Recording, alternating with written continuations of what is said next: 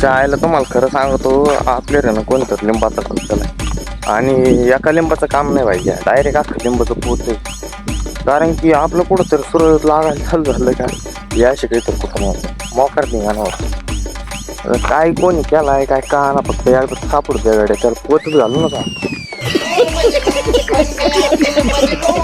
तर जय श्रीराम मित्रांनो, मी आहे प्रणव कर्डिल, स्वागत आहे तुमचं एका नवीन ब्लॉग मध्ये. आता तुम्हाला माहित आहे बरेच दिवस झाले पुण्याला गेलतो आणि आपलं पुण्यालाच फिरायचं काम चालू होतं. त्याचबरोबर आपण 2-4 ब्लॉग पण टाकली होती पुण्यात फिरताना, त्याच्यामुळे बऱ्याच जणांना माहित आहे आपण पुण्यात होतो आणि आपण सिरीज बनवलेली ते पण बऱ्याच जणांना माहिती. आणि हे सगळं झालं ना, आपल्याला पुण्याहून घरी येऊन ना मस्त की सुरळीत आपले ब्लॉग नियमितपणे चालू करायचे होते बरं का.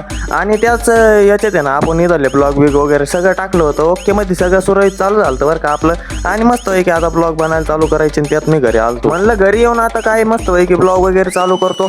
आणि त्यात पण कोणाच्या कपाळात गेलं काय माहित, कोणीतरी डायरेक्ट लिंबाचा डाव करून टाकला. आता एका लिंबाचा विषय नाही भाई, डायरेक्ट आहे ना अख्खं लिंबाचं पोत आहे का काय माहित. कारण की मी घरी आलतो दुसऱ्या दिवशी ना आपलं सहज गावात गेलतो बरं का. आणि घरी येता येताच ना आपल्याला डॉगेश भाई ना असा खतरनाक झटका दिला की डायरेक्ट आपले सालपटच निघून गेले. आता पडून झाले 4-5 दिवस, त्याच्यामुळे हे कमी दिसतंय नाही तर असे सालपट गेलते त्यांनी माझं मलाच माहिती. म्हणून मग म्हणतो यायला खरंच जर कोणी केला असला ते मला सांगा, नाही तर माझ्या जर काय सापडा भाई या सोडीत नाही गाड्या डायरेक्ट पोत्यात घालून आणतो. कारण की आता आपली दुसरी वेळ आहे ना, आता आपली पुरी जिरलेली आहे.